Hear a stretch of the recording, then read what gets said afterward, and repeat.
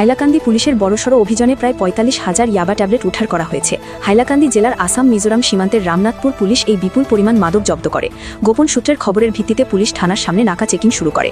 সেই সময় মিজোরাম থেকে আসা AS01GB 3539 নম্বরের একটি গাড়িতে তল্লাশি চালিয়ে প্রায় 6.21 কেজি ইয়াবা ট্যাবলেট উদ্ধার করা হয়। এই ঘটনায় জড়িত এক যুবককে গ্রেফতার করা হয়েছে। ধৃত যুবকের নাম রমেশ ভুটিয়ানি, তার বাড়ি কামরূপ মেট্রো জেলা বলে জানা গেছে।